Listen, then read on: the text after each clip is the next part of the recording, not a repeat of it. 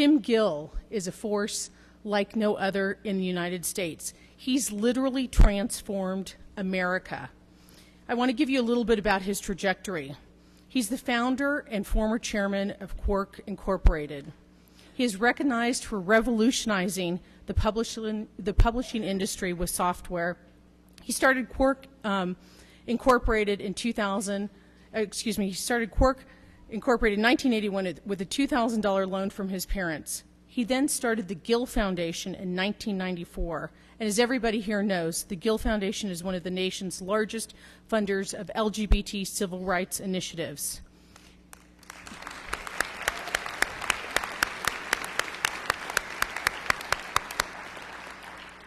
In 2005, he started the Gill Action Fund, and as we all know, that's a political issue advocacy organization looking to change states' rights for LGBT folks and also get LGBT positive folks elected to Congress and to state legislature. So through the Gill Action Fund, through the Gill Foundation, and through his individual contributions, he has provided more than $150 million to LGBT equality. So I'd like to bring up Tim Gill.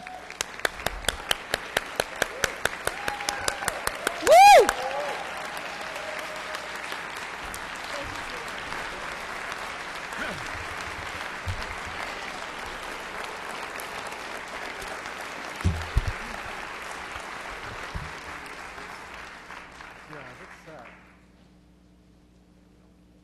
Oh, good.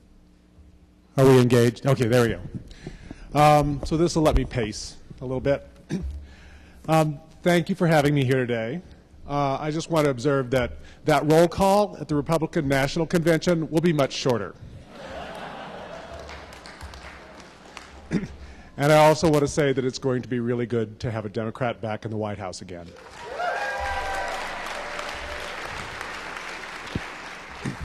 So you heard a little bit about what I do as a philanthropist and a little bit about what I do as a political activist. But I came to talk to you about another job that I have, and I call it my job as a career counselor. And Rick Santorum is a wonderful example of a man who needed a change in career.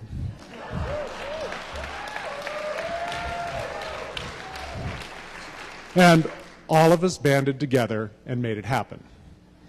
And there are thousands of people in this nation that are really in need of a new career. And someone mentioned Sally Kearns earlier. I think Sally Kearns has a great career and something ahead of her. It's just not what she's doing now. And I say this when and I really am talking about political activism, of course, and that's that what we're here over this week to do has a national scope. It's incredibly important. But every single advancement in gay rights has been made at the state level. There is no example of something that was done at the federal level and then the states went, gosh, we should have done that. It was all done by those of you at the state level, in legislatures, in city councils, who have made gay rights a reality. And by doing it at the local level, you give the national politicians the courage to realize that they can get elected if they're pro-gay, that they don't have to be afraid that they have gay friends, that they can actually stand up and take a vote for gay people's rights, and that it is not a career-ending move. And so the most important thing I'm going to tell you that you can do is not what you're doing here this week. This week is fun, it's important, but what is the very most important thing you can do is go back and support those pro-gay state legislators, eliminate the anti-gay state legislators.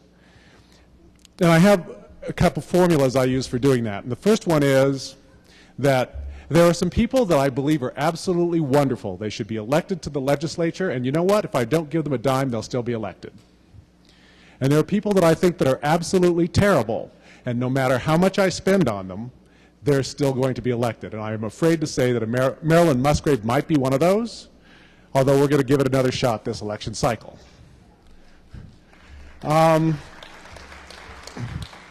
But what you do in your state, and I would encourage you, especially like if you're from New York, where I know we have a little bit of work to do on the New York State Senate in order to get rid of a couple of really nasty, wicked people. But in fact, what you do in your state, and to the extent that you can, giving money to some state other than yours, because you know what? There's not a lot of gay people in Wyoming, and just a little bit of money goes a long way. I'll tell you that $500 or $1,000 in Wyoming goes a lot farther than $500 or $1,000 in LA, where it's like probably not even the price of my bottle of wine.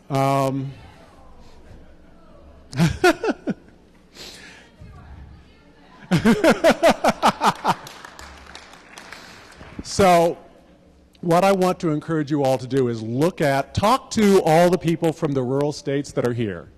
Ask them, who are the people, did we lost this?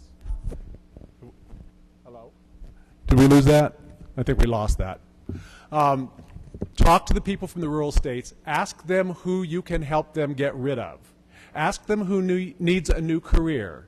Because there are people, if all of you give $50 to probably 10 or 20 candidates around the U.S. that are from those small states, we can get rid of them.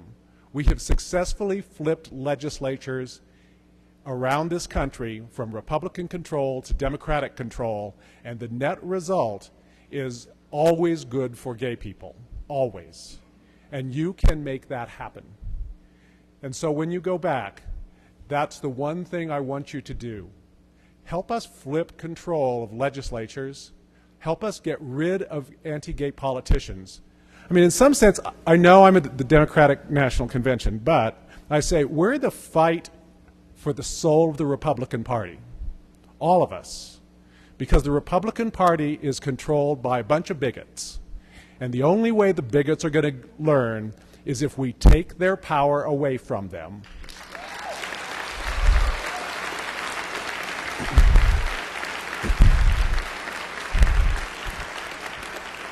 And the way we do that is to find Sally Kern, to find hopefully Rick Santorum before he gets to the national level, but we're to find the next Rick Santorum and end his career before it even begins. Thanks.